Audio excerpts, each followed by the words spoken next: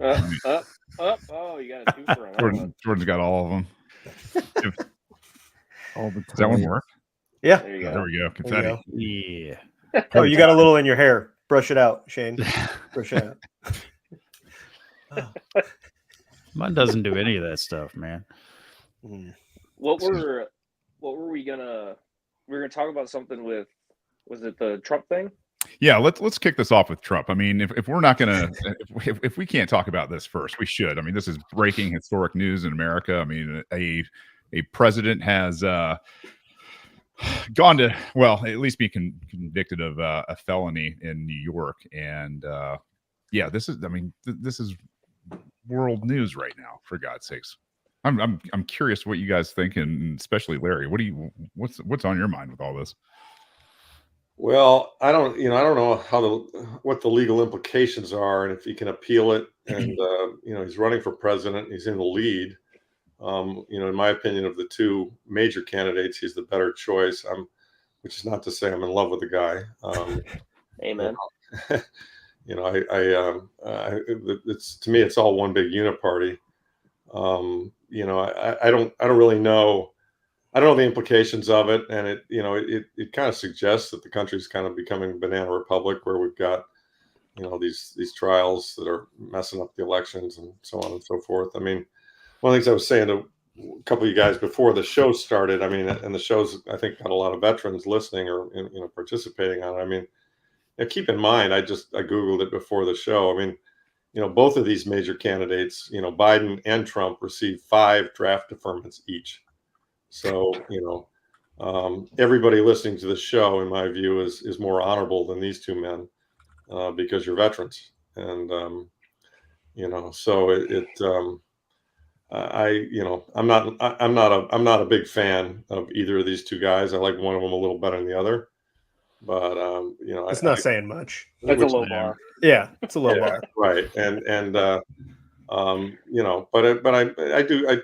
there's no doubt in my mind that Trump is significantly better, in terms of where the country would go than Biden.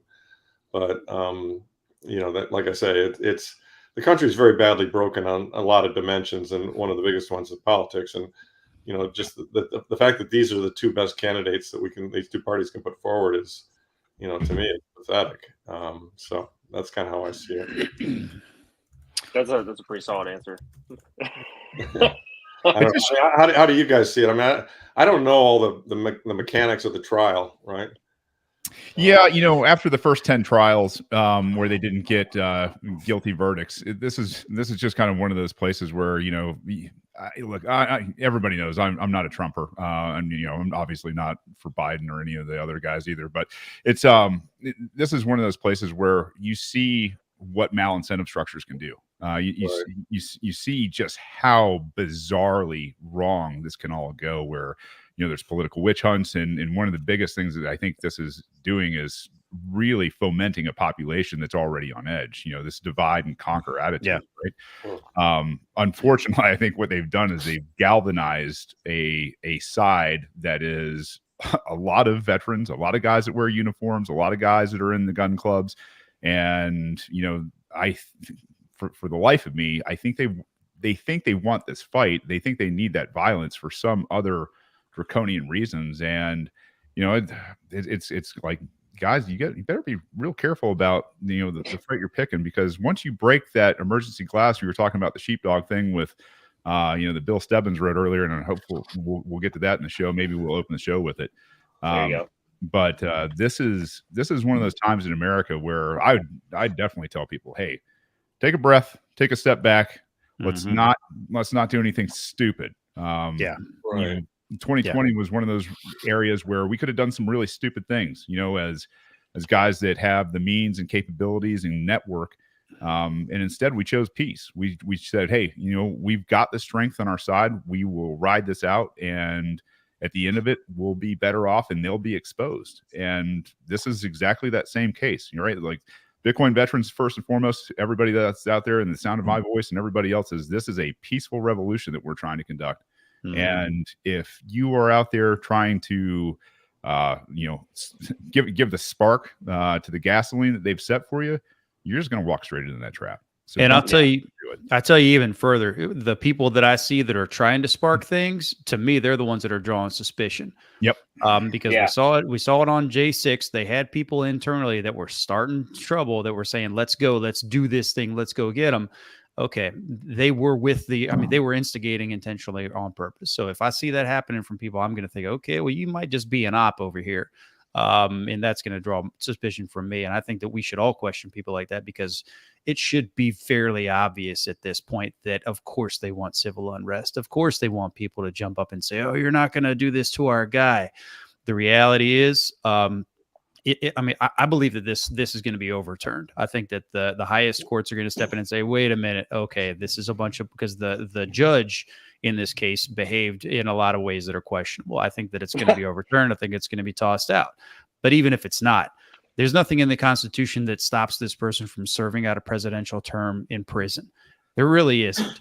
He could, and imagine, I mean, stranger things are happening these days. All right. I mean, they locked down an entire damn planet off of a virus a few years ago. Let's not forget about that. And everybody just gave up their freedoms. So it wouldn't surprise me at this point if he did. But again, think about it. What kind of a sentence is really going to be expected to be carried out, even if it does get followed through with?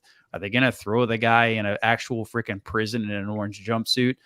I doubt it. That doesn't really happen to people like that. So I just don't know, man. I think that the worst thing people can do is to freak out right now, and start throwing rocks around and start acting like crazy people and giving adversarial elements what they want, because that's what they want. Yeah. Well, Shane's right. Keep it peaceful. No reason to overreact here. Yeah. The feeling that I have is that these folks are becoming more and more desperate. I think the writing is on the wall. It's pretty clear that without extreme cheating, they probably don't stand any chance. And I think that probably scares them a little bit. I suspect that I don't know. I'm just going to go out on a limb here and say I suspect that if Trump were to be elected president, he learned some stuff in his first term. I think he's going to swing a lot harder in his second if he gets elected. He's not going to allow the kind of sort of blockages that happened to him before. I think he's just going to clean house. And so I think that probably scares them quite badly. And they're looking for another situation where people basically lose their shit and pop off, I think. Yeah. I think they want that. And I think the best thing that anybody can possibly do right now is just not do that. Hang out, chill out, let it unfold. And that will just crank up the pressure continuously. And that is not necessarily a bad thing.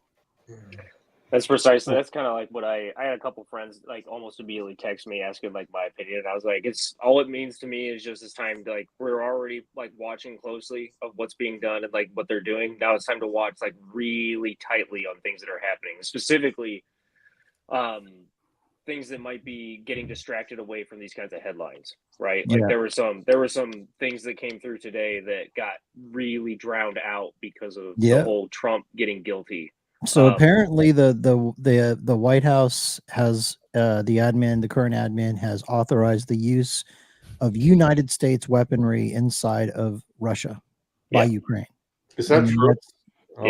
That's the rumor. I don't know if it's true or not. All I know is that if it turns out to be true, that is just one more escalation, right? And if you look at what Putin's been saying this entire time, and look, whether you like the guy or not, if he views this as a series of escalations, of course he's going to escalate, right? And the more that escalates, the more likely that other countries get drawn into it, the more likely we head to a larger situation, the more likely, escalations are never good. And, and yesterday, I can't remember which member of the Russian military was quoted in saying that they're claiming that they are seeing evidence of escalation of force by NATO participants over in Ukraine. So, like, it's awfully timely for this stuff to be happening, in my opinion. And then you also have to consider, like, I have the opinion of like there might be a strategy of just like using this to drive up hype for people to watch the debate coming in late June. like the first one. So Maybe. that's another thing to be considerate of. I mean, it wasn't that long ago that in fact, it was just this past weekend, right? Trump basically came out in support of Bitcoin, said that he was going to protect the right to self-custody. He was going to essentially stop Senator Warren and her, whatever he called them, people from coming after Bitcoin. He was going to basically make it so that the U.S. is more friendly to Bitcoin and crypto related development, which is really, in my opinion, incredibly important because, over the last month or so, you had all these things go down where those two developers from Samurai were arrested. And it scared a lot of companies out of the U.S. There's a slew of companies after that, half dozen to a dozen companies immediately over the the last 3-4 weeks or so have come out and said, we will no longer serve U.S. citizens because we're basically afraid that the U.S. government is going to come arrest us. Yeah. And some of these companies aren't even in the United States of America, right? But they're basically like, no U.S. citizens. Pardoning Ross Ulbricht, which is a huge deal, in my opinion. I mean, he didn't just support crypto and Bitcoin. He, talked about freedom for a guy who's been wrongly in prison. And so because of Bitcoin, right? Yeah. That I mean, the fact that was the one thing that I think united the Libertarian Party this weekend. Yeah. There's nothing that can unite the Libertarian Party, like nothing on earth. Free Ross Ulbricht, standing ovation. Let's go. That was surprising. And everyone wants to say, "Oh, do you believe him? Will he really do it?" Like that doesn't even matter. The fact is that there's so many people that are now going, "Who's Ross Ulbricht? What's he in jail for?" And it's drawn so much attention to it. That alone is a victory. So all these people that are like, well, you can't trust what he says. You don't have to. It's the fact he said it. And I have had multiple conversations since I think that was Saturday that he said that. Yeah. I've had multiple conversations with people about Ross Ulbricht since then and have told them like what the situation is. And they're like, oh yeah, that's BS. Like I'm glad he said that. So just use these things as opportunities to push certain messages. It doesn't matter what I don't trust that he's going to do it either, but he said it. So let's hope this will do it. I mean, you make a statement like that, it's pretty hard to back down from it. And commuting a sentence isn't hard to do. I mean, my sense is he'll really do that. I don't entirely trust that he even knows what self-custody is. That he really understands. I will protect your right to do it, though. Yeah, exactly. All I think is that somebody, Vivek plus others got in his ear and said, hey, guess what? There's a big voting block here and you can own all of it. All you got to do is criticize Elizabeth Warren, who I'm sure he hates anyway. You mean Pocahontas? Yeah, exactly. And here the words you got to say, sir. And he's like, yeah, okay, I can say that. Why not? Right. Off we go. So it's all pretty good. Also, people are going to forget that he pardoned Ross Ulbricht when he's also pardoning himself. That's right. That's the funniest part, right? We were talking about this before we went live. It's like, okay, what if this unfolds as a scenario? What if, so he's convicted. What if he actually goes to jail, then is elected president? Maybe he doesn't go to jail. Maybe the trial is appealed till after he's elected, but he gets elected president. Can't he just like pardon himself? I think he can. It'll be interesting to see. I mean, I suspect that they'll be able to appeal it, and I suspect that all parties involved will recognize that if they don't allow an election to occur, that's a huge problem. And so, even though this thing is hanging over his head, my guess is that it'll all get shoved back till after the election. The election will occur, and then if he's president, he could pardon himself, right? At least commute his own sentence. At least exactly, and allow him to serve, and then deal with it afterwards or something. Because he hasn't been impeached. And the only way you can't run for office again is if you're impeached. So Matt asked a lot of good questions. I think this one is great. Is the Trump conviction a confirmation of no election? I definitely don't think so. It's a two-party system, and one party took out the other political party. True or false? Yes. However, it's not that they've taken out his whole election team, right? His legal team and everybody else is going to be fighting in every one of the 50 states. They've already had the Supreme Court overturn being left off of other Right, ballots. the state ballots. Yeah. That's So great. that's probably still not going to happen. He's going to be on the ballot, and the ballot box, November 5th. If there's anything that's going to happen, it's this just the overwhelming support for this guy. What we saw in the Bronx last week. On what was it, last Friday, and now this is just going to invigorate more and more and more people. You're going to see more Trump flags, on back trucks. And flying in front of houses and trucks with lift kits specifically. There's going to be more babies named Trump this year than ever. It's going to be. Imagine all the Babe, what are we naming the baby? Donald. Yeah. Oh man. Well, the other thing too is like how many people I thought it today. I was like, man, it's gonna feel pretty good like voting for somebody that's in jail. Like there's a little bit of a rebelliousness to it. Yeah, right. Yeah. They're, you know what? Like I'm gonna be a part of history ×2, and I'm gonna write down the guy's name. All right, even if you have to write him in, right? Because that's the other thing that people can't forget. Like if he's not on the ballot, you can write his name in. Yeah. How wild would that be? Talk about the DE&I, right? Let's vote for somebody who's incarcerated. Yeah. Good Lord. Sorry, but what the hell was I going to say before I came up with a stupid joke? But yeah. The thing is, he's becoming more of a hero is all that this is doing, because his platform has been saying the whole time, they're not really after me. They're after you, and I'm just in their way. That's what he's been saying the whole time. Yep. And he's going to just be a martyr. And the fact is, I mean, they kind of have, something to feed that narrative, because none of this is about actually pursuing justice. This is not about the rule of law. They're not pressing charges and having these trials against him because they care or they give a shit about him paying somebody to do anything or violating any business laws or anything like that. It's obviously an attack. And again, I feel like I have to throw out my big disclaimer. All right, I'm not, I don't love the guy. It is what it is. I think that, things could be better one direction or the other, depending on how the election goes, if it occurs. But I mean, he truly he's becoming more than just a person or a candidate. He's becoming a symbol. He's becoming, the hero of the downtrodden.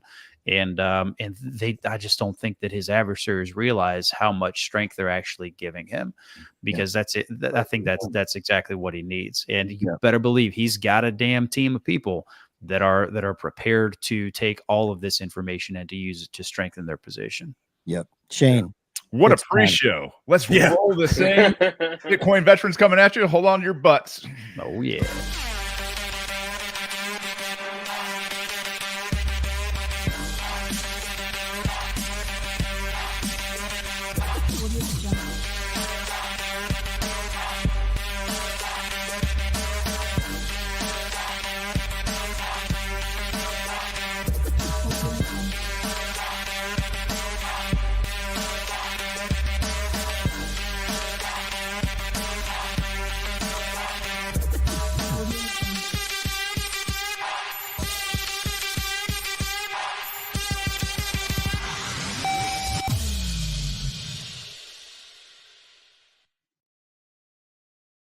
Man, welcome to Bitcoin Veterans. Let's go.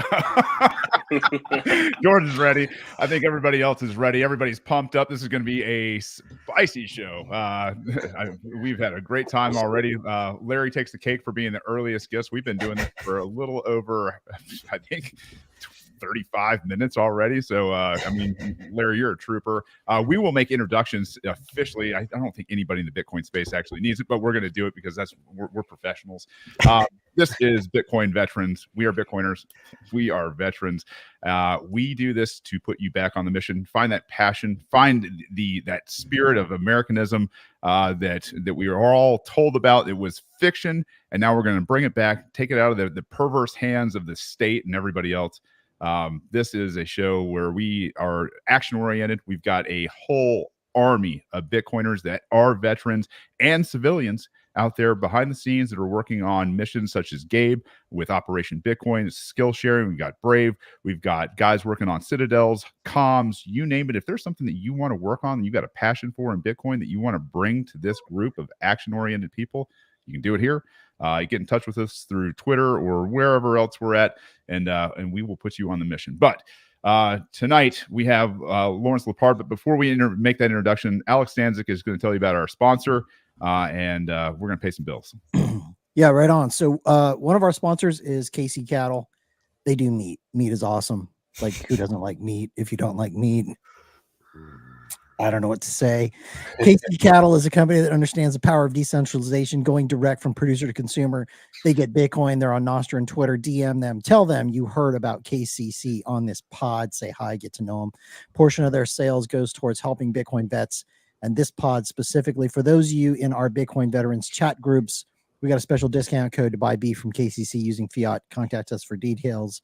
When you check out, add Bitcoin vets in the notes field at checkout so that you can get a free gift of the world's best tasting Wagyu hot dogs. KCCattleCompany.com.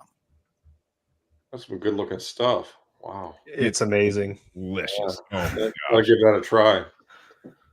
yeah, I highly, highly recommend their ribeye. It's one of the best cuts of meat I've ever had. Wow. Okay.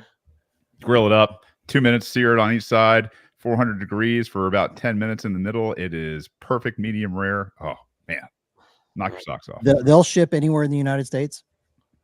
Okay. And we have special discounts. If you're not in our chat groups, even if you're a civilian, you can get in our chat groups. Contact us at Bitcoin Veterans on Twitter, and then we can hook you up with a discount code. And then also from every now and then they do discount codes in Bitcoin. So if you're paying in Bitcoin, big discounts there too. Yeah.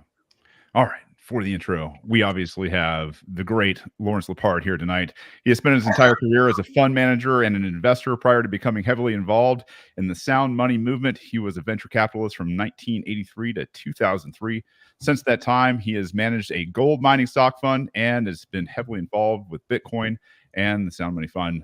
Welcome to the show, Larry. It is absolutely a pleasure to have you here. It's great to join all you guys. A lot of old friends, Mike and Alex, etc. Nice to meet you other guys. I mean, I'm not a vet. My dad was, but a lot of respect for vets, people who serve this country. And I don't know how I got the title great. I don't think I'm great. I'm just an old guy fighting the system. You know, it's funny. As I was talking to Alex one day, this was a couple of years ago when it was all the spaces, and he was crushing it over there on Cafe Bitcoin. And he said, "Hey, I got to run here in a second. I got Lawrence Lepard coming on." I was like, "Man, that guy." What did I say, Alex? Something like, field grade general knowledge of Bitcoin, and kind of having that commanding presence. One of the things that stands out about it is obviously you're a boomer, you're in this space, and you are so far down the rabbit hole in front of most of your generation on that. It's That's for sure. My peers are just lost. I mean, they're all just they're drowning in fiat, and some of them are very rich, and they think they earned it, and it's fucking pathetic. I think they earned it. It really is fucking. It's pathetic. I mean, that's the thing though. It's like this is super common amongst people who are wealthy because of fiat right now. Yeah. Is that fiat has treated them well? Yeah. Yeah. I've been to country clubs that are, you basically need to be close to a billionaire just to be a part of it. And talking to the people there, it's treated them so well. Bitcoin is not on their radar. They don't care. They think they're the fucking smartest guys in the room, and they don't realize they just freaking fell in shit. I mean, yep.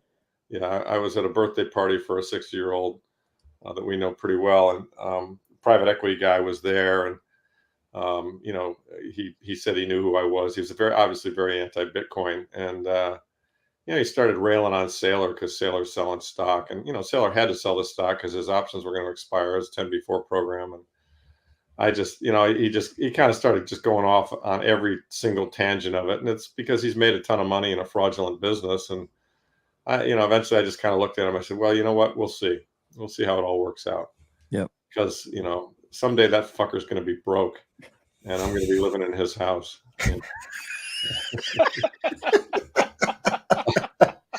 Right on. We've got man. And I'm looking forward to that. I mean, actually, I'm not, because I really don't want to live in his fucking house. But But just the point is, I mean, he's got a $10 million house, and it's disgusting. It's just fucking disgusting. So We've got ornery Larry right out of the gate. Hell yeah, dude. I love it. it doesn't take much to get me started, as you know, Alex. Yeah. I mean, the day that I knew that, so I don't know if you remember this, Larry, but at Pacific Bitcoin a couple of years ago, I sat down next to you in the VIP section, whatever, which is a comfy couch. We were just hanging out and talking, and I got to know you a little bit then. And I knew from that moment on, I was like, this dude, he's one of our people, man. And ever since then, like, having you on cafe a couple of times. Oh, you've been very kind. Yeah, thanks. Yeah, that's why I now refer to Larry as General Lepard. Oh, stop. You have no, listen, seriously, like in an honorary sense, like obviously you weren't in the military, etc. Right? And I don't feel like this is like putting you in a LARPing perspective. The way I think of it is that you have the mental chops and you have the attitude of someone that men would follow. That's the reason why I created that moniker. Yeah. And honestly, any of the military guys who are listening to this, I don't think they disagree with that. Well, that's very kind of all you guys. I mean, I'm just a pissed off guy. I mean, these fuckers. I mean, part of it, I think I bridge an interesting gap, right? I mean, so I went to Harvard Business School, and all the guys there were fiat guys, and they all went to Wall Street. They all went on to make hundreds of millions of dollars. And there were several points in my career where if I'd chosen differently, that would have been me. But, right from the get-go, I could just see how dishonest it all was. And so I tried to stay on the honest side of the ledger, which cost me a lot of money. But I was able to stay true to my values. And, the fact of the matter is, the wrong guys have won here. That's what's pissing me off. I mean, this country was built on a certain set of standards and values, and those have been corrupted. And the wrong people are winning. The people who are rich are criminals.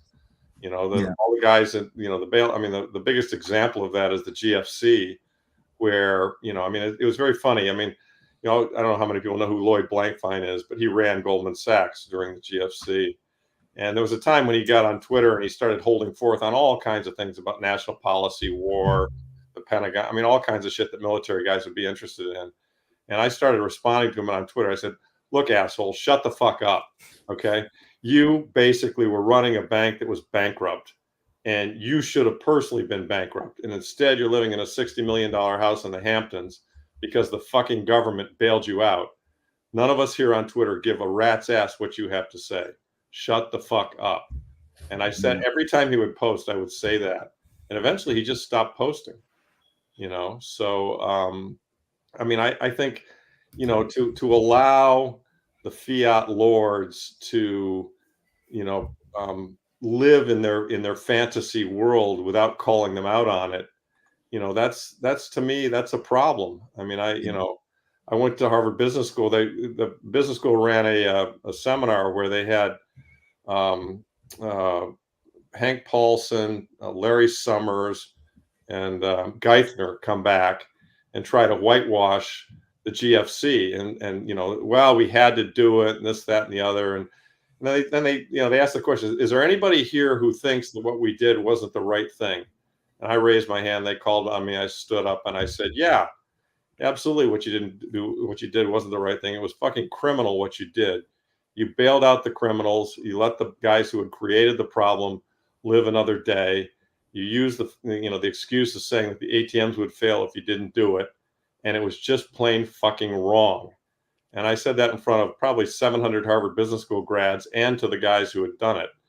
And, some guys were booing me, and I got a few claps. And after it was all over, I was out in the lobby, and most people were just ignoring me, wouldn't get it, wouldn't touch it, wouldn't even come close to me.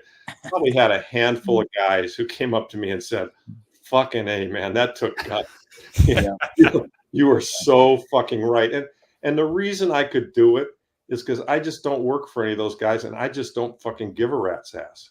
I don't care what they think of me. I mean, I'm not going to let fucking criminals run this country and pretend like what they did was right, because it wasn't, period. Let's go. Right? I mean, and so, you know, I mean, I've been in the Bitcoin space. You know, I've had some of the higher level thought leaders, names you guys all would know, kind of approach me and say, "Hey, tone it down." Do you know what I mean? Don't be so. Never tone it down, Larry. Never. And, Tone it up. yeah, and that, you know, and my response is just, you know, no, fuck that. Yeah. You know, you're gonna let these criminals take advantage. Yeah, you're gonna let these criminals take advantage of us and not call them up. Well, let's be positive. You know, let's be cheerful and constructive, right? Yeah, that's all nice. Okay, I get it. You know, you're a big target. You don't want to put a target on your. I mean, fine, I'm a little target. I don't have to be cheerful and constructive. I can be angry and pissed off, and you know, and I'm gonna be, because somebody's got to say it. Somebody's got to say it. I absolutely agree with Right? that. Oh, Here's the thing. It's like, you know, some folks are like, you know, Sailor said it. I would rather be not a martyr, but a winner. And I get it. I totally. Yeah, but you know what? I'm glad you brought that up, Alex, because I heard that and I was really fucking disappointed. Okay. And let me tell you why I was disappointed. Because that implies that he cares more. That implies that he's got situational ethics and he cares more about winning than about being on the right fucking side. Okay. Let's go. I'd rather be a martyr than a winner. I want to fucking live on principles. And if I fucking die, so be it. At least I died on the principle I believed in. I mean, I'll tell you what, if there was anyone who had a doubt that Larry Lepard has a warrior spirit, that's over. I mean, you know, look, I don't have a word. I'm just a regular guy. I would run through. I'm just exactly what a warrior would say, Larry. Yeah. But I'm just telling you, when I heard that line, I was like, Michael, don't say that. Don't say that. That implies that you care more about the outcome and being the winner than you do about the underlying fucking principle of what we're talking about here. And this is to me, this is all about the principle. And if we win, great. And if we lose, so be it. We did it with honor. You know, there's a big fucking difference. And you guys, I think veterans can understand that. Yeah, all warriors understand that. Young men, if you're out there, listen up. This is it. When Larry's saying stand on principle, win, lose, draw, whatever it is, that is absolutely the message. Just winning for the sake of winning. There's no, like you said, there's no honor in that. There's absolutely zero in that. There's no conviction. There's no fire. We have to have people like this. There's a great part of, I think it is the movie Troy, where Achilles is riding in, some boy says something to him, and he says something to the effect of, "That's why nobody will remember you." We have to have men that will stand on principle and say the things that need to be said, as hard as they are to hear, and understand if these men are coming from an honorable, principle place, those hard things, those are the lessons that we have forgotten, that if we don't shape up, we're going to have to learn the hard way. Well, that's right. I mean, it's, you know, yeah, there's a lot of situational ethics in today's world, and a lot of people care more about, you know, winning and how they look than about, you know, doing it in a way that's an honorable way to have done it. And that just is what it is. I mean, you know, you can't, people get made in different forms, and, you know, all these fiat guys, you know, they're winning, and good for them. You know, at the end of the day, you know, we all leave a legacy, and I'd much rather have my legacy be that I stood for something that I believed in, even if it means I don't win. And I'm used, by the way, I'm used to not winning. I mean, I've been in the gold trade for a long fucking time. And let me tell you, when you're in the gold trade, you get your fucking face punched in on a regular basis. Thank God for Bitcoin, right, Larry? Yeah, right. So yeah, thank God. I mean, I get it. Like, I was a gold guy too. That shit's pretty painful. You're right. It's very painful. And it's like, you know, finally, I mean, I've got this new, I mean, I think I've said this, I've told this anecdote many, many times. How, you know, I mean, I was out there in the 80s and 90s fighting this battle. And, you know, when I started having 30-year-olds coming up to me and quoting von Mises, I was like, holy fucking shit. You know, the reinforcements have arrived. I'm no longer alone. Really great. Because, you know what's interesting about that? That right. didn't happen until Bitcoin. Do you remember? Well, no, that's right. No, it definitely didn't happen. But, and you know what? It really didn't happen. It didn't happen until Safe's book. I think Seyfried Amos will be, you know, in the annals of, he'll be Rothbard or von Mises or, you know, any of the great Austrian economists. He will be right there with him, because I think his book brought an entire generation into the knowledge that Keynesianism is a lie, which it is. I mean, it's the fundamental lie that we're living here is that, that the government can control unsound money and create better outcomes. And of course, that serves all the people in government. Yeah.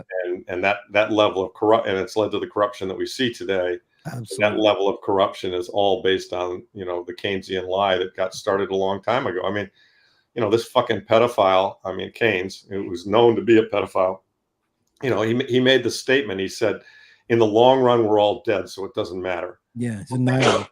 Think about that. Think about how evil that is. That's like saying, go ahead, let's eat all the fucking seed corn, because in the long run, we're all dead. I don't give a shit about my kids and my grandkids. Right. Sounds like a core tenet of today, basically, of It's a core society. tenet- it's really a core tenet of Marxism. Zero time preference, right? Yeah. Just get what you can while you can get it. Who gives a shit?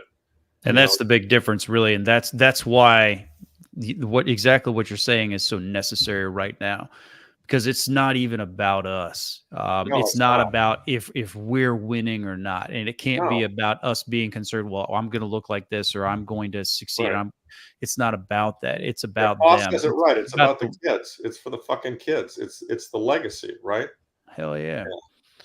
Yeah, man. This reminds me of, I think we talked about it a little bit in the pre-show, but Bill Stebbins released an article a couple of days ago, and it was about being a sheepdog and stepping up and just confronting this emasculated freaking society that we're living in, and we have these multiple generations of men that are just kind of, sitting back, and they're not really, getting engaged, and they're, kind of just following orders. And we've seen that happen before throughout history, and we're seeing it happen again now. And those are the ones that are letting the shit happen that is the most devastating to our society. And it's the ones that stand up, just like you did in front of that group of 700 people and said, no, this is bullshit. This is wrong. Those are the ones that are changing things, even if it means that it's going to cause, an unpleasant situation for the individual. It's more than just about the person. And so that's exactly what we need in this country and in this world right now, is more people that are going to stand up and say, no, this is bullshit. And it doesn't matter, what you think about it, because we know that it's wrong. Yeah. Speaking of sheepdogs, Shane, you want to narrate this or do you want me to? You're muted. All right. This was written by Bill Stebbins. Bill Stebbins is a former U.S. Army cavalry armor officer, excuse me. He's going to be hosting contingency work groups at Nashville at the Bitcoin Veterans Citadel. That's going to be a work group where we're going to be wargaming potential attack vectors on Bitcoin. He wants to get as many of the smartest people in Bitcoin as possible there to work through these scenarios with him. But anyway, he wrote a very interesting article recently called An Open Letter to the Sheepdogs of America. And we're not going to read the entire thing. I'm just going to do a couple of excerpts here because it's really good and it's timely. Number one, just following orders is the indefensible safe space of the morally emasculated. Evil thrives when sheepdogs cower. A recurring historical tragedy that those who should be the sheepdogs of society, local sheriffs, police, military, too frequently sacrifice their morality upon the altar of the state. They drop to their knees before the petty tyrants, and they turn their weapons on their own people. Those who should be society's sheepdogs degenerate into mangy hyenas, subduing and terrorizing the very people they have sworn to serve. He goes on to say, our existential struggle is now. As 2024 proceeds, we're well within the gaping jaws of an existential struggle for our constitutional republic. By the way, it is a republic. For those of you who don't know, who think it's a democracy, it is not. It is a constitutional republic. Furthermore, Marxist jackals eager to throw the last spadeful of earth on our Constitution's grave need the military, the police, and the three-lettered agencies to finish their soft coup. For all their plotting, bribing, blackmailing, and extorting, they nevertheless can't succeed without widespread sheepdog submission. That's you guys. You have to submit for this to work for them. You, the sheepdogs, are critical. Capability without which they fail. I'll stop there. Thoughts, comments? Yeah, this is a perfect time to start talking about why CBDCs would be so damn bad. Because if you get CBDCs in this mix versus Bitcoin, your sheriff is going to sit there and take CBDCs or is incentivized to take CBDCs. There's no atrocities that they will not commit for payment. And like they said, the hyenas, the mangy ass dogs that are out there, they're going to turn their guns on the people that they're sworn to protect and violate their oath, Article 6, Section 3 of the Constitution. And like there's a really warm place in hell reserved for people like that. Like talk about needing a time to stand up. If there's anything you can do, start talking about to your sheriffs. See where they're at on this. Will you accept a CBDC? If you will, boy, tell you what, you guys need to start looking for new sheriffs in your location. That's for sure. Any other thoughts before I finish this last part here? I think it was awfully timely of Bill to publish that, and then we have the events that we were talking about in the pre-show with regards to a certain political personality getting kind of political persecution in the American judicial system. Like, and that particular individual a couple of days ago also talked about. Shout out to Shane over on the other direction. Like he actually mentioned how he was going to work with local sheriffs and give sheriffs the capability of going after some of these particularly egregious criminal individuals that we've been talking about. So, like, again, reiterating what Shane said, like if you got community leaders, like even beyond sheriffs, like just individuals in your neighborhood or your family or whatever, that are going to be comfortable with taking something that they can be used to absolute discretion in order to manipulate your economic activity, which not a whole lot of normies think it means a whole lot. But if your purchasing behavior can be predicted, then it can be steered. And if they have absolute control over the money, like it can just be pulled out of your bank account and put right back in, or like have time locks or whatever. Like if you don't like, or you take a particular political stance, or you speak out in a way that they don't like, they can literally lock down your money or just take it. Yeah. From you. And it's honestly, it's not even really an if at this point. Like they have that capability, like all the trucker convoy, like that was a great example. They may not be in America, but they still use American, like stylized systems. Right. Yeah. So like it's already here. It's lying in wait in the shadows, waiting to pounce. And the opportunity to pounce is when they get absolute down to the minute level of data with CBDCs. Like it gets really apocalyptic really quick there. Larry, you got anything? And then we'll wrap this part up. No, I agree with that. I mean, I think CBDCs are horrible. I think people are aware of it though, and the movement to stop it is real. It's likely to occur in a crisis. I think that's what they're waiting for, is the next crisis, and then they'll introduce it. We'll give you this money, and it'll be in the form of a CBDC, right? All right. Last part of Bill Stebbins' letter. Blind eyes are traitorous. If you turn a blind eye to injustice, panicked to selfishly save yourself and your own skin and that of your family, your epitaph will read that in your greatest moment of decision, when your nation needed you the most, you instead caved and actually condemned your family to a future of empowered evil. If you see immoral activities occurring, especially under the umbrella of wicked policies and laws, human trafficking, border invasion, corruption, political persecution, election fraud, but turn a blind eye, don't rationalize that you're a powerless bystander unable to affect change. Rather, by complying, you become a facilitating hyena, a traitor to your family and nation. And while it may seem easier in the moment to simply comply, the psychological and spiritual harm will badger you to the grave. Just following orders is the pathetic safe space of the morally emasculated. For the sake of your family and how they will remember you, commit now to know what you're about, to strengthen your backbone and soul, and be the sheepdog that protects America. God, great message. Hell yeah. That's Hell good yeah. message. Yeah, it gives me a lot of hope.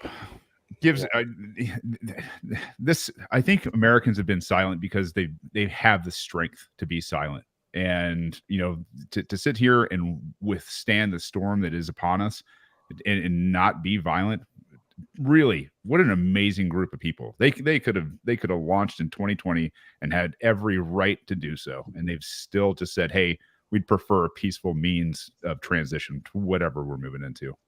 That's a good point, because actually on Spaces for the last 18 months, there's been quite a few international personalities. Whether I remember one from Australia and a couple from Europe. They were around I think Germany and maybe France on Spaces, and they were ranting, they were railing. They were like, why haven't you Americans risen up? You have all the guns.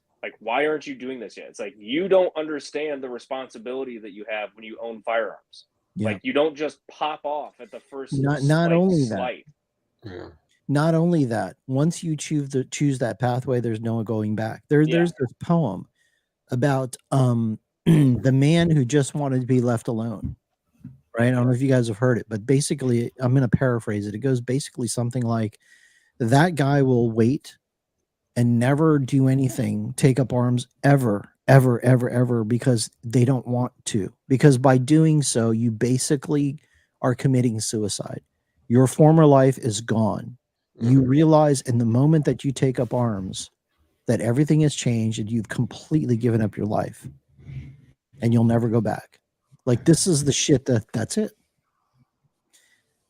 Yeah. Play it. It's really good. Play it. Can't get the Some sound. audio.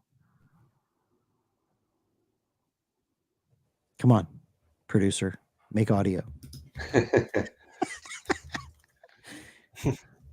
Is it because you're on mute, Shane? Knowing the forced and permanent change of life that will come from it. They know that the My man who wanted to be left alone, the most terrifying force of death, comes from the hands of men who wanted to be left alone. They try so very hard to mind their own business and provide for themselves and those they love. They resist every impulse to fight back, knowing the forced and permanent change of life that will come from it.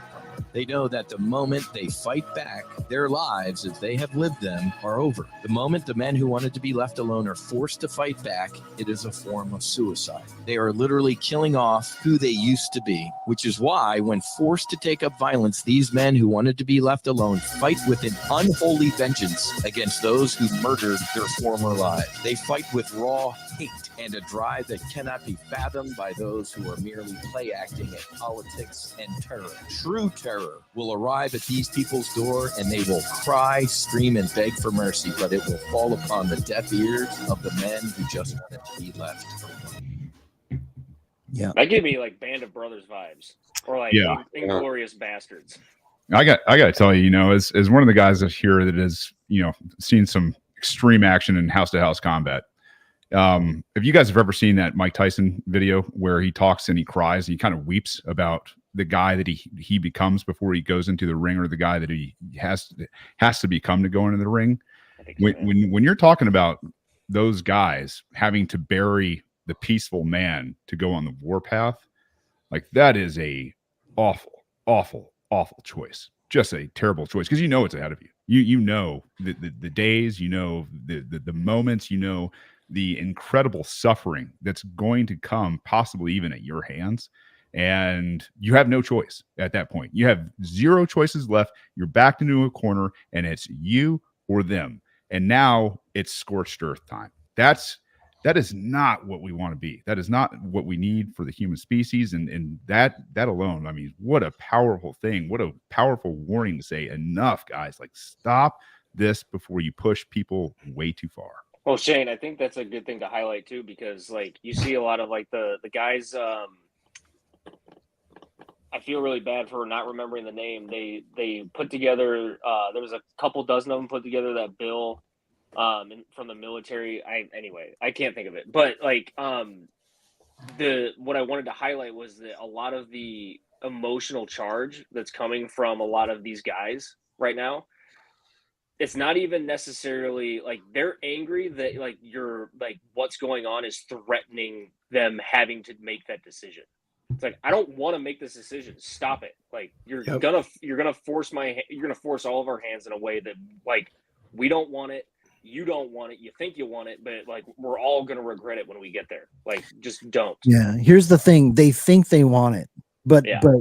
the reality is all of the fucking pipe hitters, all of the really, like, the dudes who are door kicking, the dudes who know how to do the things that nobody else wants to do, most of them have been either pushed out or they left.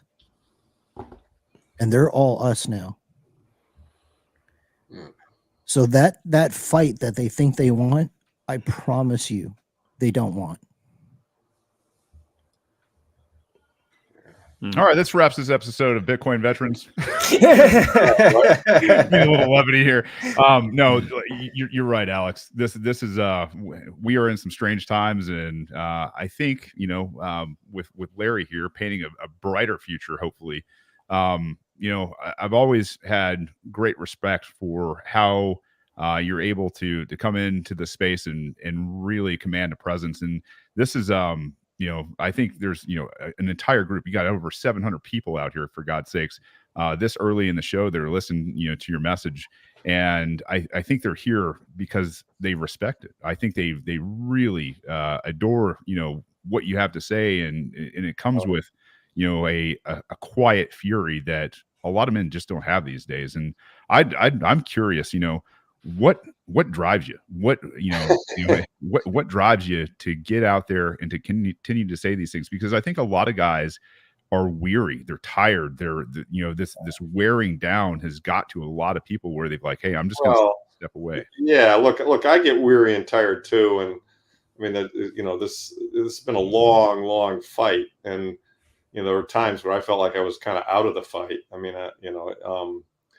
and still there are going forward. It's not simple, but I guess what drives me is I think the advantage I have over some of the younger Bitcoiners is that at 67 I have a lot of historical perspective. I mean, I was born in 1957. I grew up during the 60s. I mean, I know people who went to Vietnam and fought in the Vietnam War and died. I saw the country at that time, which had a lot of flaws, but it was a different country than the country we have today. I grew up in the Midwest. I grew up in Ann Arbor, Michigan, the wealth inequality wasn't so large. I was middle class, arguably upper middle class, because my father had a business. So but I went to school with people whose parents were laborers and truck drivers and mechanics, and worked on the assembly line at Ford and so forth. And, a couple neighborhoods over, I'm the guy who ran Ford Motor Company, had a house, but, he wasn't making, 20 million when everyone on the line was making 100 grand. He was making, 400 grand, and everyone on the line was making 40 grand or something. I mean, there was the difference between the wealthy and the middle class wasn't as distinct. Right. And his kids went to the same school I went to. There weren't, the private schools. There was much of that kind of thing, the elitism that now exists. And it was a better country. People helped each other, and there was a lot more kindness. And, I think it still is a great country. I mean, if you really look at most Americans, thankfully we haven't lost kind of the Judeo-Christian values and the thought patterns that make this country great. And there's a large remnant and that I think knows something is wrong. Particularly older people know something is wrong, because when I look at America today, it's just so distinctly different than the America that I grew up in. And I think it's no coincidence that when we went off the gold standard in 1971, that was kind of the largest, change in the monetary policy that we had really ever, more or less. And so to me, that was the beginning of the end. I mean, it led to, the extreme financialization that we've now got, which is why, the top 1% control over 50% of the wealth, and the bottom 50% are struggling to put food on the table. And, my kids who are in their 20s can't even afford to buy a house. And I'm angry about it. I'm angry about it because I know that it didn't have to be this way. And I think we worship these false idols. We did a lot of things. I mean, it was, my generation, the larger part of my generation was focused on just chasing a buck. It was all about, just make a lot of money so you can buy a nice car and have a nice house and be comfortable. And that was kind of the boomer ethos, post World War II. And, and so they bent the rules. We let China into the WTO, and that hollowed out the Midwest. And, now we've got, excess drug and other deaths as a result of that, because, what they call crimes of economic despair, deaths of economic despair. We abandoned Glass-Steagall, and that allowed the control fraud that got created in 2008 to take place. And at every one of these steps, what happened was people in power became they were able to change the rules and tilt the playing field into their advantage. I mean, and it's interesting. I've just started the outline. I think I'm going to write a book. I'm not 100% committed to that, but I think I'm going to write a book. And the topic of the book would be how to fix America and why it's broken.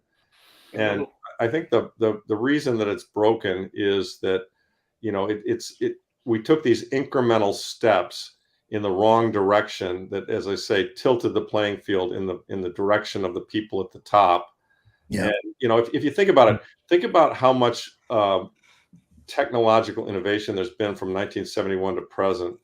And, we have all kinds of things in our lives today that we didn't have when I was a kid, the internet. I mean, look, I'm talking to all you guys live on a computer, with a broadband hookup. I mean, this is, if I couldn't imagine this as a kid, right? And so with all that productivity, as Jeff Booth points out, one would think we'd all be working 30-hour weeks and living fantastic lives. And the fact of the matter is we're not. And the reason we're not is because the people who run the fiat system have figured out how to suck off all the excess profits for themselves. And thus Jeff Bezos has a, 500-foot yacht, and, we've got billionaires who are not particularly community minded, and all they care about is getting theirs. I mean, they're filthy rich and they want to get richer. And so, it's a broken system. The beauty of it all, and people, like people accuse me of being a doomer for pointing all this out, but I'm not a doomer. I'm actually quite optimistic, because, I think what happened here is we reached peak centralization with World War II. I mean, and centralization was a good thing in the early days, because what it allowed you to do, like Henry Ford in the assembly line, that was a beautiful productivity enhancement, right? He could make cars cheaper than custom guys, and he could make them quicker than custom guys, and it allowed him to pay his workers more money, and the workers could afford to buy the cars. And so, that kind of centralization was a beautiful thing, and it grew and it grew and it grew as part of the industrial, revolution. And, we got to the point where we had real peak centralization in World War II, right? And, we figured out how to slaughter, 50 million, 70 million people in 5 years. The problem with centralization is, it also led to a country, Germany, which is a big centralized country that got, a madman got control of it. And he started this war that slaughtered 50 to 70 million people. So we've gotten to the point where what I think happened is we had diseconomies of scale. Things got too big. And because they got big, they got powerful. And as we all know, power corrupts, absolute power corrupts absolutely. So now you've got these enormous sclerotic structures that can scare the shit out of us and say, this virus, this flu is going to kill you. So we got to do this. And, you need, you need to eat the shitty food, and you need to pay all this stuff for medical stuff. And I mean, they create all these hobgoblins that fuck our lives up. And, the rest of it, we've all seen it. We're fucking fed up with it, and we're not going to take it anymore. And thank God for, the guys who invented the microprocessor that then led to the computer, that then led to the internet, that then led to Satoshi. And I think that all of these things are kind of God-given, and the pendulum is now going to swing back in the other direction. And it's really great. I mean, I love the fact that Joe Rogan and Tucker Carlson have more influence than CNN and the New York Times. Right. Because CNN and the New York Times are just the house organs of the the policy, the political state. So, the good news is it's going in our direction, and we're going to win so fucking big. It's going to be outstanding. My great concern is that at my age, I want to see the winning. before I have to punch out. I mean, I want to see fucking, Ben Bernanke in jail. I want to see Fauci in jail. I want to see these fuckers, punished for the shit they've done to us. And, to do that, we've got to speed up the rate at which we're winning. Yep. And, we're winning pretty quickly, but never fast enough. Right. I mean, so it's accelerating. I mean, you yeah, can, no, it is accelerating when you kind of look at the prices and you look at a lot of what's going on. I mean, things are coming quickly, and we're in a fourth turning. And I mean, I've said before, I mean, Saylor knows this, he won't admit it, but I don't think there's any way that, by the mid 2030s, we're not on a SAT standard where everyone's buying things in SATs. Yeah. And the dollar's gone. It's just completely gone. So It's- I mean, that's where we're going. And it's a very exciting time in that respect. And that's quite positive. But, we're still dragging around this old shit, and these people, they keep fighting us. Right. So, yeah. And they will, they have a lot to lose. Right. oh, they have a ton to lose. Yeah. The funny thing you mentioned is that, like, I think Jeff Bezos, you said, has like a 500-foot yacht. You know what's crazy about that? That's bigger than a lot of U.S. Navy warships. Like the the Oliver Hazard Perry class frigate is 445 feet long. Right. And So it's bigger than a warship. I could be wrong, Alex. I'm quoting that from something I think I read. I'm not sure. I'm right. It's you're accurate with that number. Am I? Yeah. Okay. It's a huge ship. Yeah. So the thing is that, like, the whole fiat system has created all of these really horrible behavioral incentives, right? Like Right. You have a whole system right now that's basically corrupted because the money is corrupt. That's right. And I mean, just take him as an example, okay? For example, he was able to basically destroy small and middle American businesses, retail businesses, because from 2008 until 2015, his cost of capital was zero. right. So what he did was the old standard, monopolist move, which is sell below your cost, lose money, make it up in volume until you've got all the volume, and then you can increase the prices later. Right.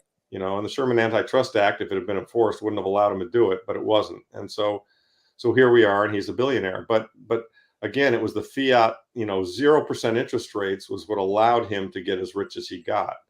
So it's a completely and utterly fucked up system.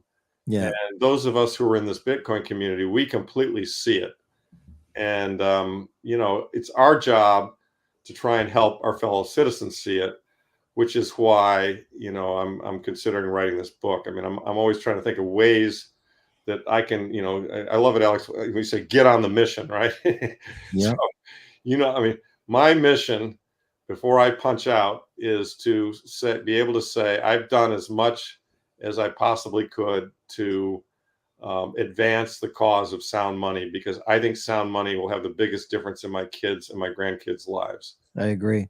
And so that's, and I feel like, everybody's got to have a mission. You got to have a reason to get up in the morning and do shit.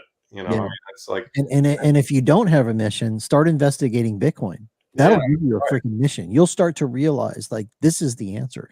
This thing mixes so much stuff that's screwed up with our society, starting with the money, but because of all the behavioral incentives that affect everything we do. If you think about it, like, we spend 8 to, depending who you are, 8 to 14, 16 hours a day running on the hamster wheel, chasing the dollar. Right. That affects so much of your life, man. Absolutely. Like the book I read says that where your time and treasure is, there your heart is also. Right.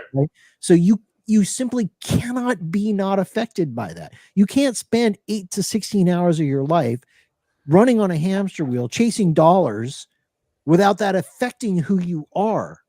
Right. That's right. And it's a very good system for the people who control it. But it causes the rest of us to work our asses off in service to them.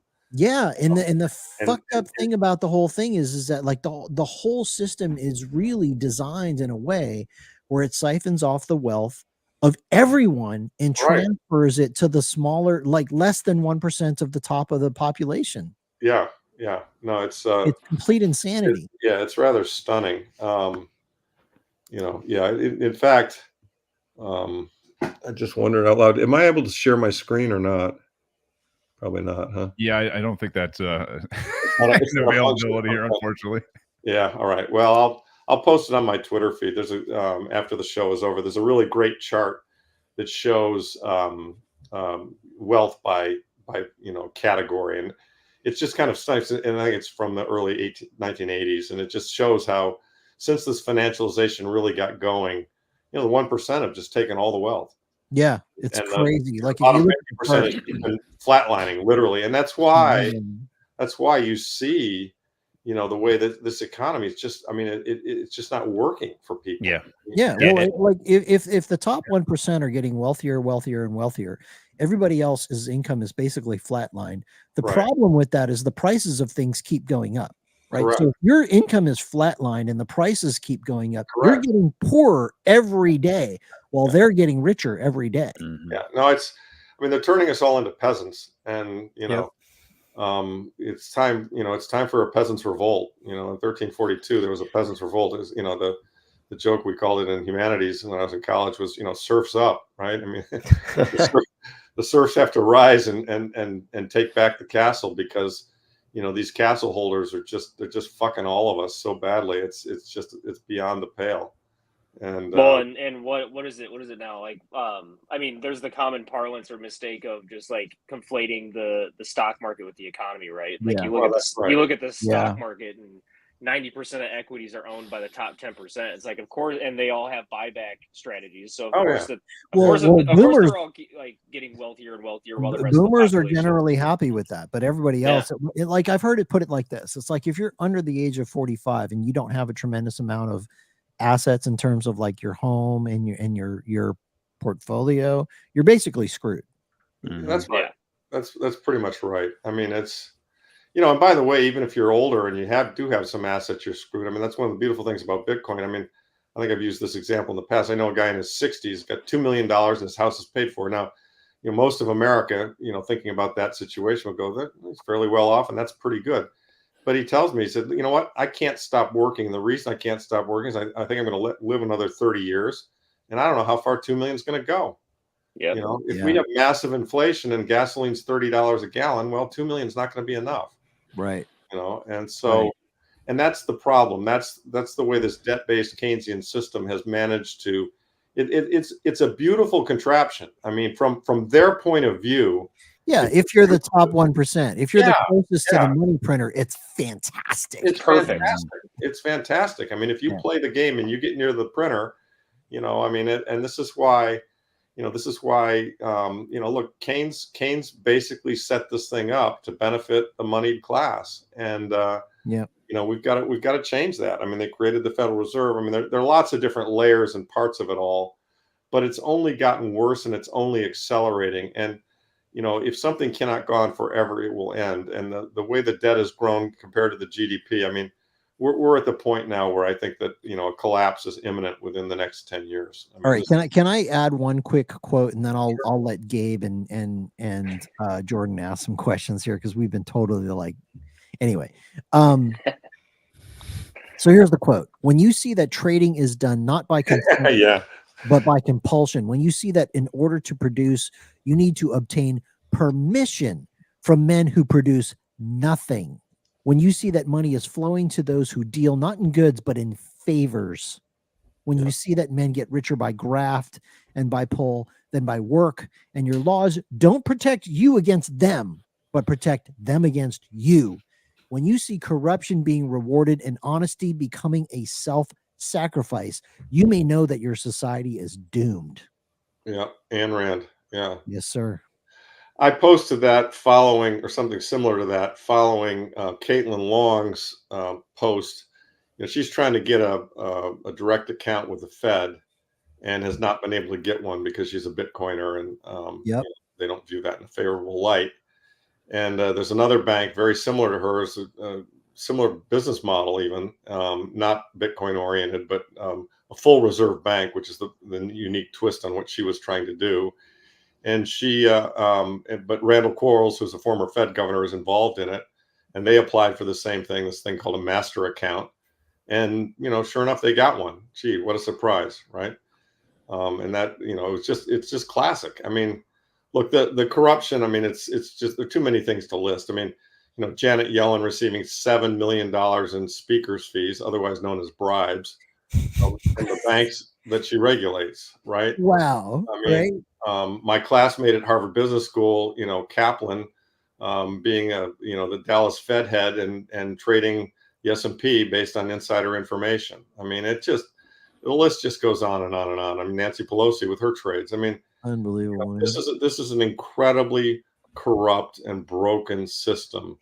And anybody who wants to understand why, it's so hard to make it in the world today, needs to understand that the system has designed it that way. Yeah. And that if you want to fight back, the most, the strongest thing you can do to fight back is to take the money out of their hands, which is to say, to buy money that they can't print, which is to say, to buy neutral money, which the best of which is Bitcoin, the second best of which are gold and silver. And so, basically, if we can get the entire nation to save in these vehicles, not in their vehicles, their whole thing, they won't be able to fund their business. I mean, their business model is selling bonds and getting people to buy stupid shit. And if we stop that from occurring, they're going to die. The business model is going to die. The government is going to go bankrupt. And by the way, that also will benefit, Bitcoin holders and gold and silver holders, because, there is a certain amount of wealth in this country, and it'll all get redenominated in these new sound money alternatives, and, which will cause Bitcoin to, first trade for $1 million a coin and then ultimately $5 million a coin.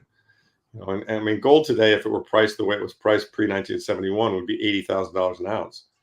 And it's at $2,400 an ounce, which is a function of, it just shows you how much fiat currency they printed, how much fake money they've created. So it's quite a mess. But, I believe there is a God, and I think that he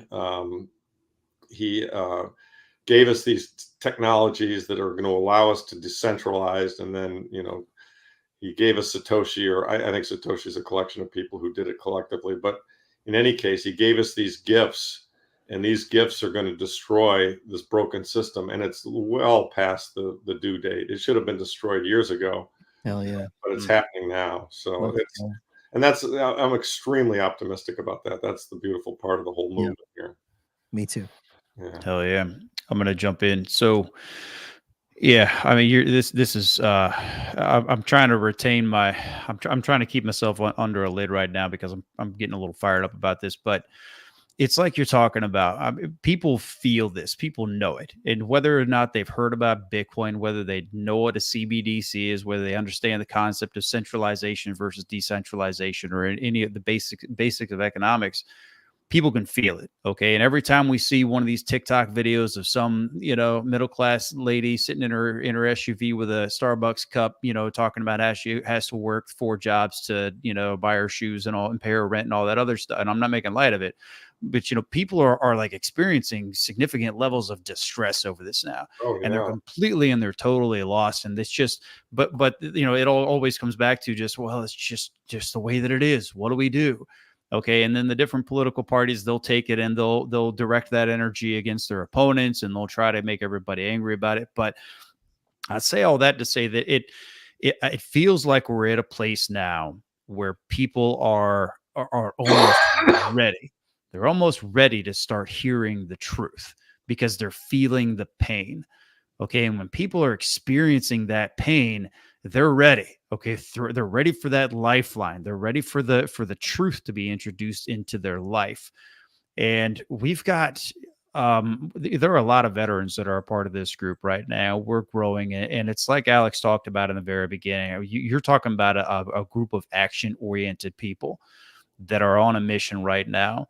And coming from you, Larry, what would you say to a group of people like this that are highly motivated, that want to do something that is purposeful, that want to be engaged in a mission?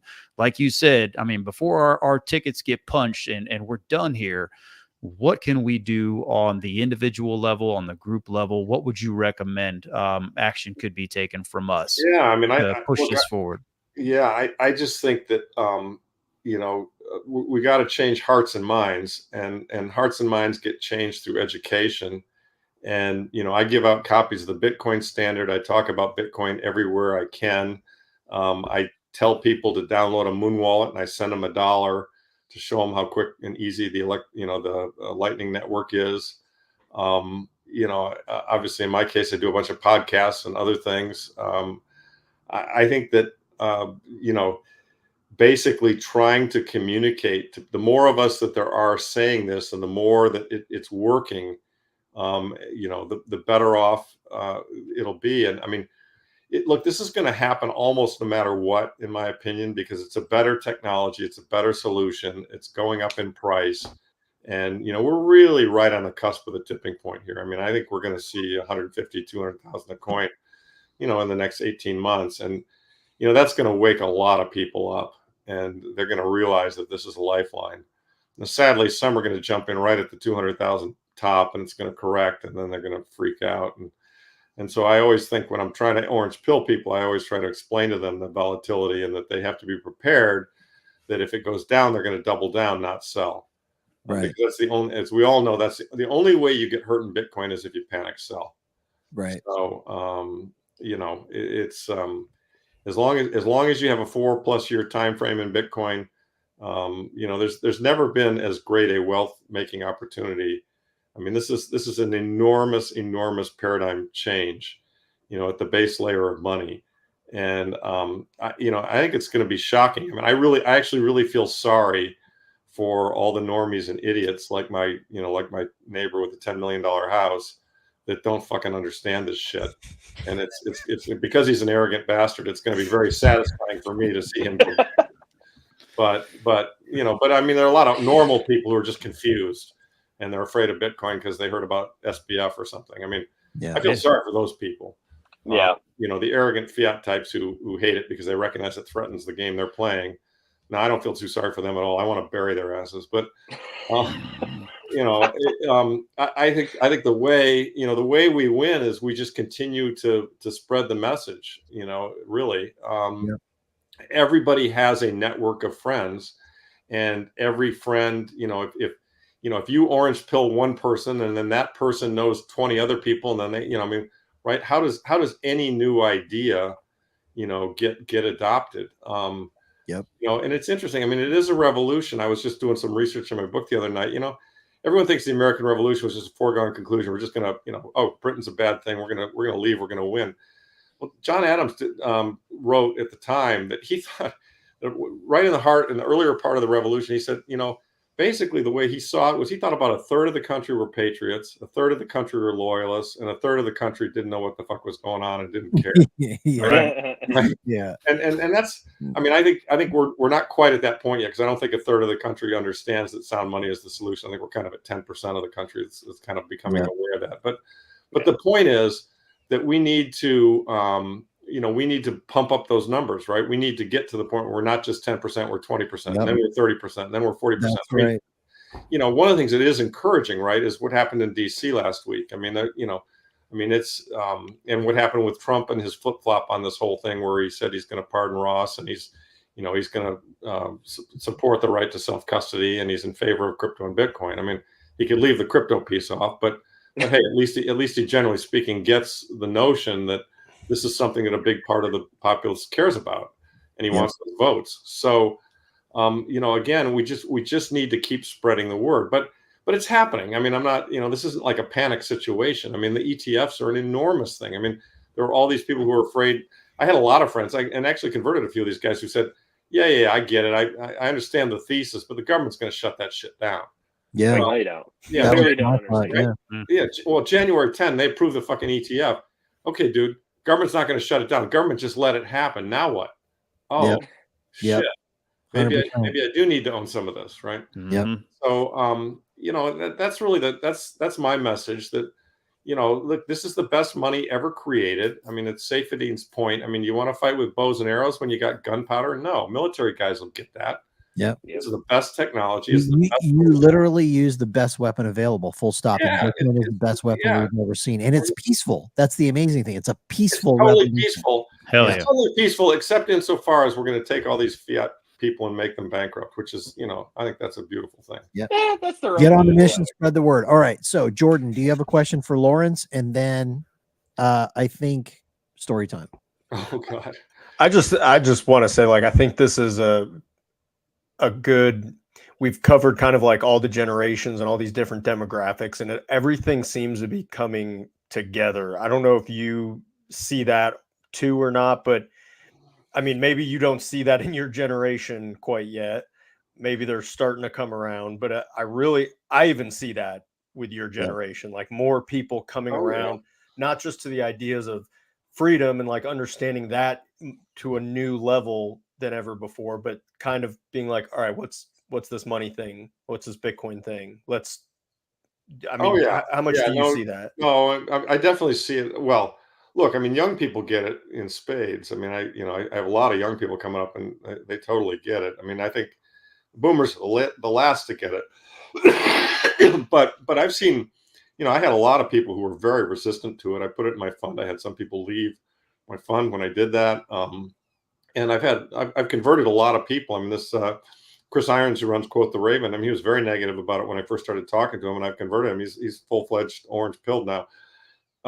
It's happening across all layers of society. I think young people tend to get it more rapidly because they're just more computer literate, and they recognize that we're moving very, very quickly and strongly towards a digital world, and digital property makes a lot of sense to them. The thing I think that Saylor does such a nice job of explaining is that, I mean, this really is a technological innovation, and none of us really understand the full implications of it. I mean, when they invented the printing press, could you foresee libraries? I mean, when they invented the automobile, could you foresee the interstate highway system? When they invented the airplane, could you foresee the Concorde? I mean, this is going to change the world. I mean, the invention of digital scarcity is a big fucking deal. Yeah. And your progeny, your kids and your grandkids are going to remember whether or not grandpa got it. And, because if he did, they're going to be fucking a lot wealthier than if he didn't. Yeah. Legendary. And so, I always say, just, it doesn't matter. You don't have to put all your money into this shit, but if you're on zero, that's the wrong number. You got to get off of zero. And then once you get off zero and you start down the rabbit hole and you really come to fully understand what it is, your weighting will go up. And of course, naturally your weighting will go up just because the price will appreciate. I mean, I'm now up to probably 60% Bitcoin because I've still got some gold and other legacy investments, but didn't start out at 60%. I mean, it's gone up 5 or 6x. So yeah, right. It'll crowd out the other things that don't do as well. Yeah. I'm fucking standing. I will PT you all until you fucking die. Story time. Oh, Jesus. Who the fuck said that? What have we got here? A fucking comedian, private joker. It's everybody's favorite time in the show. It's story time. We've already told one story here, Lawrence. I don't know if you're going to tell the same funny story or we're going to. I can tell that. I mean, there's so many good stories in the movies. I'm shaking that dog. I'm shaking that tree, boss. I'm shaking that tree. Right. Remember that? There's just so many great stories. Yeah, I'll tell the one I told you before. It's got some harsh language in it, but yeah, you guys can handle it. So I was right out of college, and I was working down on Wall Street, and it's relevant to this group because it was a veteran, a very, in my opinion, very respected veteran, and I was working at Smith Barney Harris Upham, and it was one of the larger investment banks at the time. I was in the M&A group, and the vice chairman of the company was J.P. Morgan III. I mean, he actually looked like John Pierpont Morgan. I mean, he had the same bulbous nose, the whole thing. And anyway, I worked for this guy named David Faber, and David was a cracker. He was from Atlanta, Georgia, and he had fought in the Vietnam War, and he always kept his hair high and tight, and he was in fucking perfect condition. I mean, he worked out like a fiend. He was just a basic badass, and the guy, he was one of the partners, and he'd been to Harvard Business School and all that stuff, and he just scared the living shit out of me. I mean, I just like I just knew he didn't want to fuck up working for Faber, and so one day he came to me, and I think his client was Georgia Pacific, the big paper company, and he said, "Larry, I got a project for you, and it's going to take you a long time, and it's got to be absolutely fucking perfect. We're going to show it to the board. We're going to show it to the board of directors. And if there's one, it's going to be 20 pages and all these numbers, and you got to spread them out and take them to a statistical typist and create this whole thing. And if there's one fucking wrong number in there, I'm going to fire your ass. And he said, you know, and he said, I want to tell you something, Larry. He said, most of this shit isn't necessary. I said, I wouldn't do it, but the board has asked me for it. And he said, and so in a way, Larry, these guys are jerking me off. And I got to tell you something, because they're jerking me off, I'm going to jerk you off. So you get your ass down there and you fucking have this thing done in the next 24 hours so I can put it together and take it to the board of Georgia Pacific. And it was just one of those moments in time. It was 40 years ago now, you know, Vietnam vet, you know, partner at an investment bank. I mean, I thought, man, that shit just wouldn't happen today. You know what I mean?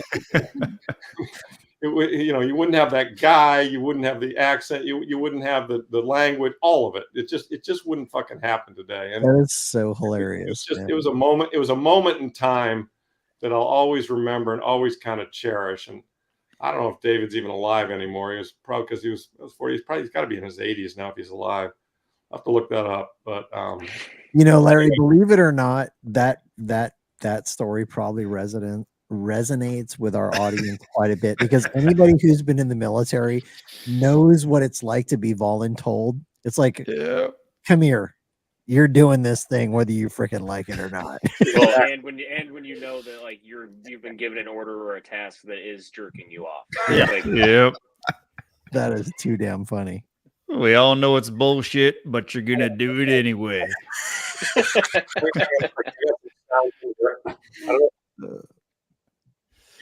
Guys. Oh, man. Something's happened to weird's going on with your audio. Yeah, I'm sorry. That was me. I apologize. I had a Lynn Alden broadcast in the background that I must have hit the wrong button.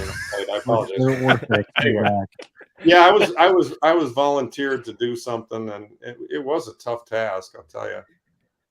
But anyway, good old David Faber.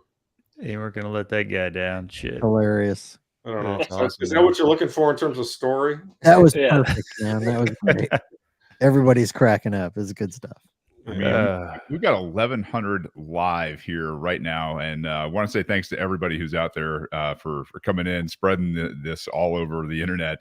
You know, we do this every Thursday night at 7 p.m. and I got to tell you, you know, every Thursday I'm excited. I'm chomping at the bit to come in here to hear things like this. I mean, what a just absolute beacon of hope and fun and bright light and a really shitty situation, right? Like we find ourselves in, and that's what you got to have. You got to have these guys that in shitty situations can laugh, that can smile, give you a wink and say, hey, this bullshit's going to be over before you know it. It's going to be fine. This is going to make for great stories later on in life that you can tell your kids and your grandkids.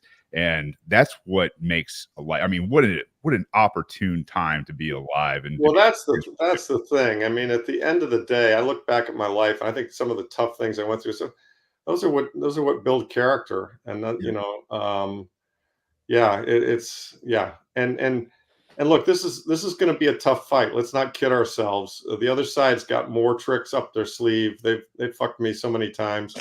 You know, they changed the rules in September 2008. I mean, but we're gonna prevail because we're on the right side of history. We've got the better technology, and we're morally correct in what we see and are trying to do. And so, you know, ultimately, you know, good does triumph over evil. The difference is, though, that, you know, sometimes evil can get quite a ways down the road, and you know, they're going to be. I don't doubt that there will be some rough moments here. You know, as the other side fights back, and they will. You know, that thing you're talking about, where we're talking about a sheepdog conference and talking about threats. I got a couple threats in the back of my mind that I want to discuss with the guys at that conference. All right. So. Yep. So maybe we bring you in for the contingency work group breakout. I'd love to be a part of that because I got one or two right on the top of my mind. I don't want to talk about them here, so I'm not going to give the other side any ideas. Right.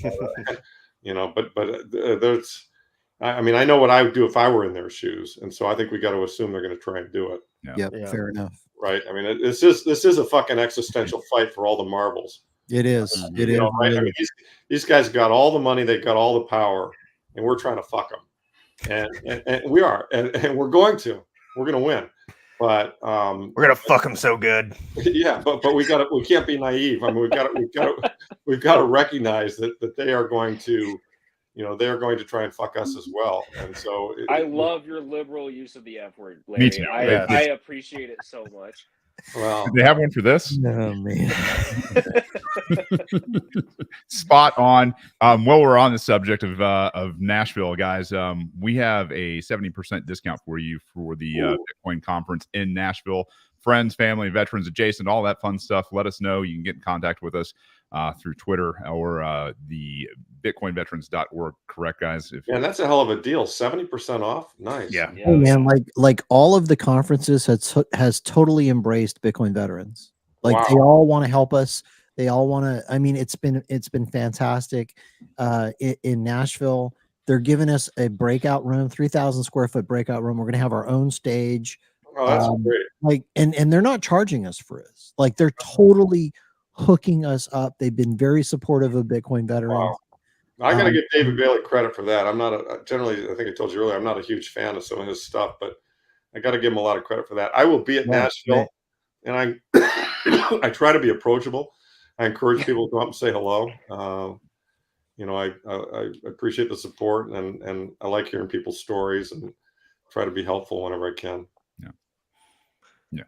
So further at that Nashville conference, we're going to be doing a bunch of stuff, guys. We're going to have a ton of stuff going on. We got a day of helping out the community. Gabe is going to be leading that. That's on the 24th. The next day, 25th, we are going out to the range where we're going to have a lot of guys who know a lot about firearms, teaching you basic to advanced pistol. And I think that's going to be an amazing time. Plus, some good eats out there. We still have some spaces, right, Alex? On the a few. So here's the thing: it's like we've only talked about it twice publicly, as far as Twitter and announcing it and whatever, and we're already almost completely full. So if you're interested in going to the range day, don't hesitate. Like, connect with me. You can do it on Twitter or Alex at bitcoinveterans.org, and we'll get you hooked up. Further, this space that we are going to be conducting in called the Citadel at Nashville is going to have a whole host of things going on. Obviously, we're going to be doing some wargaming. We're going to be doing some teaching about Citadels, comms, a ton of networking in this space. And I imagine it is going to kind of be the buzz of the entire event over there. So get your tickets, come to Nashville, meet up, network, and get in with this amazing group of people. Let me add one last thing. Lots of resilience stuff. If you're into resilience type things, like we're going to be doing breakout and workshops on Meshtastic networks, ham radio. If you want to come and get qualified to be a ham radio operator, we're doing that. We have a guy that's going to be doing the testing live. We have another guy who's former military, former law enforcement, who's going to be, his specialty is forensics, blockchain analysis. So if you want to know how to surveil yourself on the blockchain, come to this thing. And then lots of other amazing breakout sessions. Like, I highly recommend you come check it out.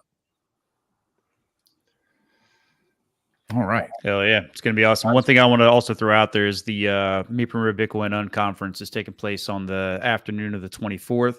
And Bitcoin Veterans is supporting that effort. So, get a hold of us. You can send me an email, Gabe at bitcoinveterans.org, and I got some more information for you on that. But if you're interested in the education side of things, check it out. It's going to be awesome. All right, fellas. We reached that magical time. We're going to throw it around, and anybody got anything to say? And then we'll get out of here. I gotta say thanks for coming on, Larry. Like, you're another one of my favorite fellow doomers, so I appreciate you. And I appreciate you also sharing that like, as doomers, it's not like we're not optimistic. right? Like we're just Right. trying to highlight problems so that people can acknowledge and identify them so we can fix them so we can get off to the optimism that is like at the core of the whole doominess to begin with. So thanks for coming Absolutely. on, man. Thank you. I appreciate that, Mike. I mean, I mean, to look, you know, if you see a shitstorm coming, you know, you want to prepare for it. And that's not being a doomer. That's just being smart. Yeah. You know, and on the other side of the shitstorm, things are going to be great. And, you know, okay, Jeff Booth, great. I'm looking forward to all that. I'll kumbaya with you on the other side of the thing. But right now, you know, I'm preparing for the shitstorm. Yep. Well, and just to wrap up my input, like the shitstorm is going to require a lot of work, like a Yeah. lot Yeah. of painstaking, exhausting work before you can get to the point of where you're enjoying the sunshine on the other side. I think that's right. Sadly, I think that's right. I mean, you know, read the mandibles. Yeah. Yeah. Hell yeah. Who's next? Well, I'll jump in there. Hey, listen, thank you for being here. I think that more people just need to hear the reality of the situation and the importance and the necessity of standing up and doing the thing that needs to be done. It's not going to be easy, but it is worth it, and it is required, and it is absolutely fucking necessary that we take action and we do what needs to be done in this situation. We all feel it. We all know it. We all see it. We all feel the call, and we must follow the call. So thank you for standing out in front. Thank you for being a voice for this. Thank you for being a driving force. I appreciate it, man, and I can't wait to see you in Nashville. So Yeah, likewise, Dave. Look forward to meeting you. Thanks. Yeah, I'll just echo everybody else. Like I'm really thankful that you came on. This was a great conversation. I really look forward to meeting you in Nashville. And one thing we didn't mention, because we're pretty much sold out of all the tickets for the Bitcoin Veterans meetup after day one of the conference, but there's still a couple left if people want to reach out. And we got one with your name on it, Larry. Yeah, I'll If you definitely come be hang there. out. I mean, the only conflict I might have is I don't know when the pleb party is. I promised them I'd go to that thing too. That's Thursday. I'll be there too, so maybe we'll meet up there. But Yeah, perfect. then Friday night we'll have the Bitcoin Veterans. I'll be there meetup. then. Yeah, if there's nothing else, Yeah. I'll definitely be there. Yeah. hell yeah. All right. I just want to say that Larry, been looking forward to this for a long time. I knew this was going to be an absolute banger, and it absolutely was. You absolutely delivered. The thing about calling you General Lepard, I don't think anybody has any problems with that. Like, Well, honorary Bitcoin general. I never served. All I am is the old guy who believes in Bitcoin, and I'm willing to fight. Yeah, yeah, but here's the thing: you have a warrior spirit. The whole thing about being willing to like stand on principle versus like sacrificing just to fucking get ahead, or like to try to preserve your own ass. That is literally the warrior spirit. If you're willing to stand in the gap, like all the guys who signed the dotted line in the U.S. military, who are like, look, if I need to die, if I need to get blown up, shredded, whatever, because I believe in protecting my people, it's the same spirit. And you have that, man. So granted, you didn't serve, but I don't care. Like everybody who's a warrior gets it. And I just appreciate you, man. Keep doing I what appreciate you do. that. Thanks, Alex. You know I love you, man. I guess I'll wrap it up here.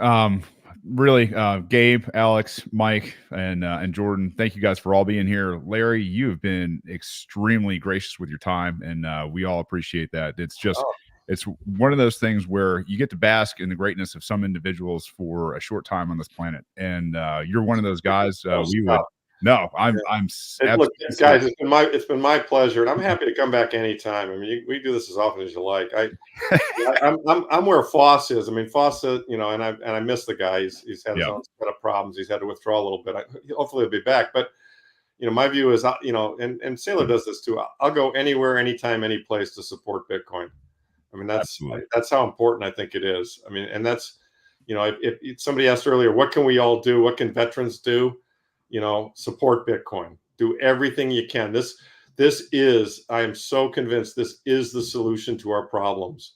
And as a result of that, it's incumbent upon all of us to fight for it. You know, the same way the Patriots fought for, you know, separation from England, or, you know, et cetera. I mean, it's at that level. It's a really core thing that we've got to do if we want our kids to have a better world. Yeah. Well, we need a lot more like you, Larry. And doesn't matter to us that you weren't a veteran. Like this is the fight that really matters, and it's now. And we've got ourselves a leader. Thank you so much for everything you're doing. You're most welcome. I enjoyed it. Like all you guys, a lot of respect for you guys, all of you, and all vets in general. So, thanks, guys. The rest of you guys out there, we are honored and privileged to be with you guys as well. Everybody in the chats that's doing stuff, taking action, unbelievable amount of dedication and proof of work that's going on out there. If you want to be part of it, contact us. We'll get you in there and get you going, get you on the mission. Until next week, get on the mission. We're out.